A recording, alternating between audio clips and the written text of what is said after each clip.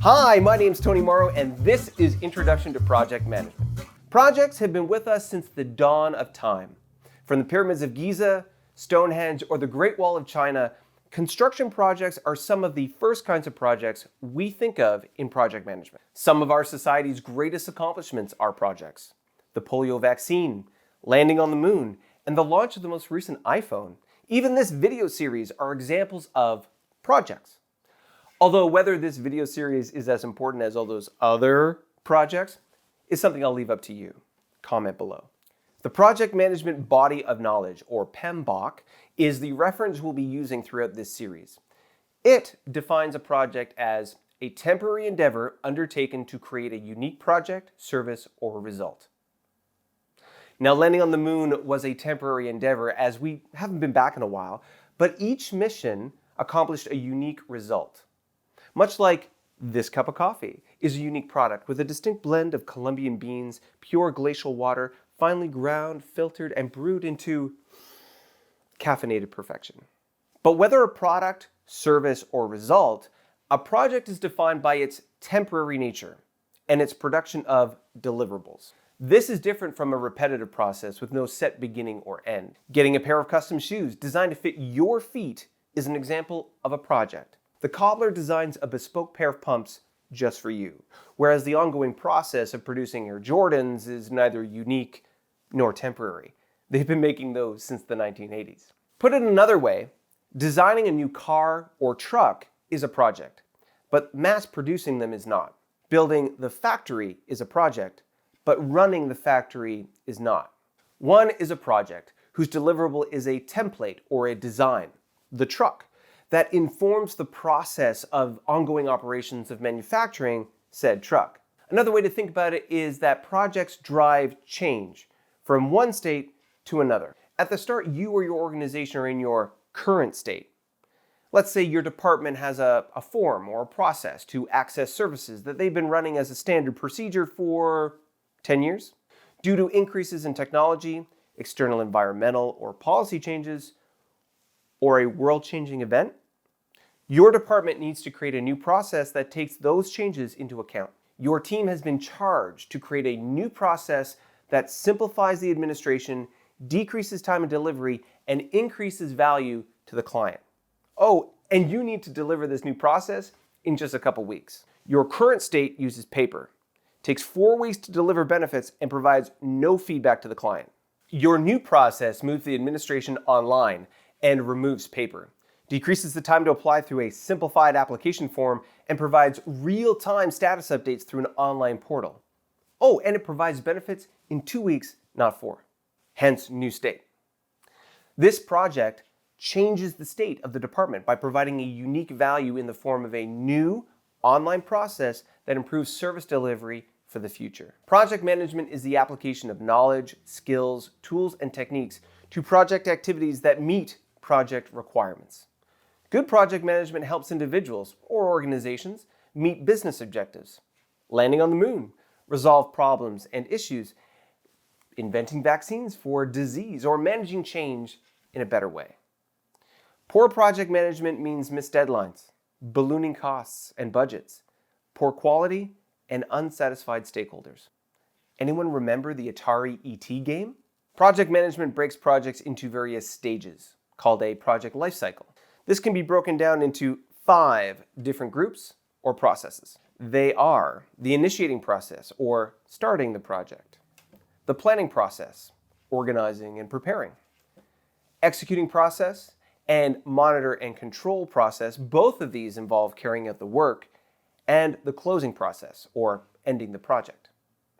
Traditionally, this is broken down into what's called a waterfall or a predictive life cycle, where each step is sequential and leads into the next step. For this course, we'll be focusing on this predictive model as it's the foundation on which more dynamic, agile, and iterative project management approaches are based. Just as we had to learn our ABCs and 1, 2, 3s before we could read War and Peace, although I prefer Lord of the Rings, or understand quantum physics, which I still don't, this course will give us a basic understanding of how to run a project and equip you with the knowledge, skills, tools, and techniques to run your own projects successfully. As we explore the process groups I just referred to, we'll be breaking them up into knowledge areas or thematic elements that run throughout the project. Integration management is the area of knowledge where we identify, define, and coordinate our activities within the 5 process groups. Scope management is the area of knowledge where we ensure the project includes all and only the work required to deliver a successful project.